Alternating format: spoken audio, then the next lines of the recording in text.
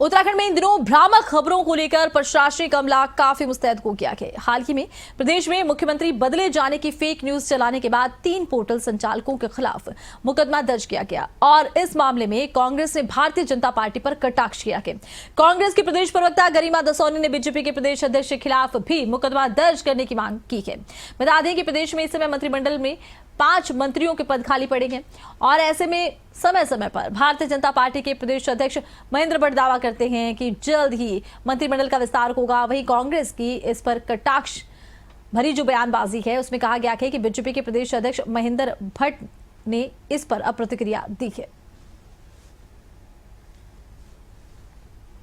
देखिए, सबसे बड़ा जो मुकदमा होना चाहिए वो तो महेंद्र भट्ट के ऊपर होना चाहिए, इसलिए क्योंकि हाल ही में 3 पत्रकारों के ऊपर मुकदमा हुआ। एक भाजपा का प्रतिनिधिमंडल देहरादून कप्तान से मिला और उन्होंने 3 पोर्टल्स की शिकायत करते हुए 3 पत्रकारों के ऊपर मुकदमा करने की गुजारिश करी।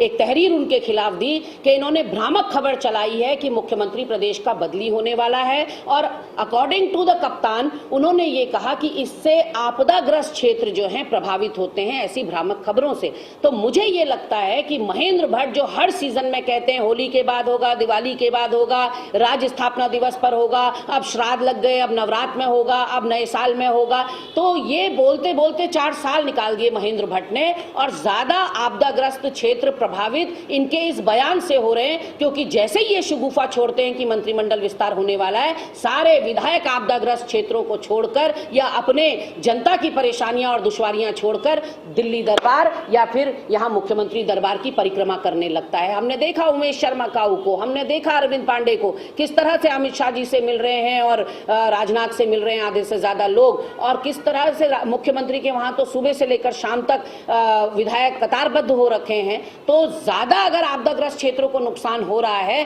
तो वो महेंद्र भट्ट के बयान से हो रहा है। तो जब उन 3 पत्रकारों पर भ्रामक खबर चलाने पर मुकदमा हो सकता है तो महेंद्र भट्ट पर क्यों नहीं होना चाहिए। और 4 साल आपने जब उत्तराखंड को बिना मंत्रियों के वंचित रखा है तो अब ये आखिरी के 1 साल में बनाकर क्या कद्दू में तीर मार लोगे। ऐसा है कि कांग्रेस खुद बौखलाई हुई है। बौखलाहट को सही ये नहीं पता कि बीजेपी के मंत्रिमंडल विस्तार से कांग्रेस को क्या लाभ हानि होने वाली है।